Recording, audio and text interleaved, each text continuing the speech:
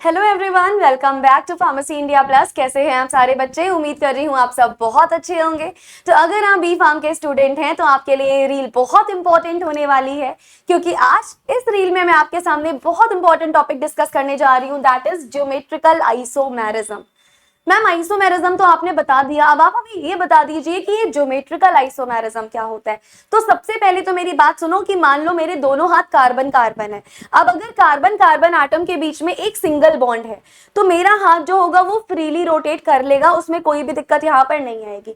लेकिन अगर इस सिंगल बॉन्ड की जगह अगर मेरे हाथों के पास बीच में डबल बॉन्ड फंसा होता तो मेरे हाथ फ्रीली रोटेट नहीं कर पाते। यानी याद रखिएगा बेटा, जब जब कार्बन कार्बन के बीच में डबल बॉन्ड होता है तो ये एटम्स फ्रीली रोटेट नहीं कर पाते हैं।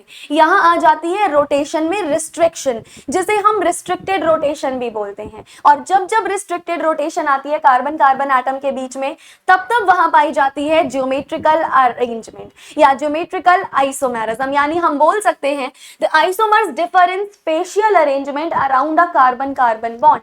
यानी कार्बन कार्बन बॉन्ड के अराउंड अगर स्पेशियल अरेंज में डिफरेंस आ जाता है तो इन आइसोमर्स को क्या बोलते हैं मैम? Geometrical isomers. और इस पूरे फिनोमेना को ज्योमेट्रिकल आइसोमेरिज्म बोलेंगे। मैम इसका भी एग्जांपल बताइए। चलो जी, इसका भी हम एग्जाम्पल से समझते हैं। जैसे मेरा एग्जाम्पल जो है वो एल्कीन का है।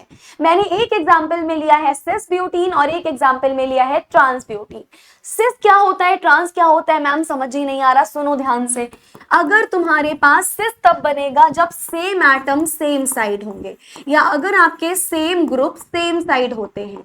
दो सेम तरीके के ग्रुप अगर सेम साइड है तो उसको क्या बोलेंगे ma'am? That is called as a cis isomer. अच्छा, ट्रांस आइसोमर क्या होता है मैम? अगर हमारे पास जो सेम ग्रुप हैं वो सेम साइड ना हो करके अपोजिट साइड होंगे तो यहां पर जो बनेगा उसको क्या बोला जाएगा मैम? इस आइसोमर को बोला जाएगा ट्रांस आइसोमर। जैसे ये देखो CH3 सेम ग्रुप है, हाइड्रोजन हाइड्रोजन सेम ग्रुप है, सेम ग्रुप सेम साइड है, सिस आइसोमर बन गया।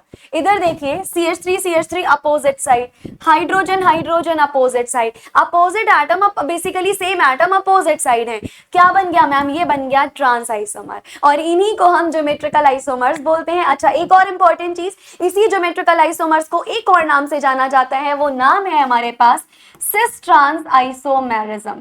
तो अगर आपके पास में सिस ट्रांस आइसोमेरिज्म के नाम से पूछे या ज्योमेट्रिकल आइसोमेरिज्म के नाम से पूछे, आंसर आपको पता होगा दोनों का।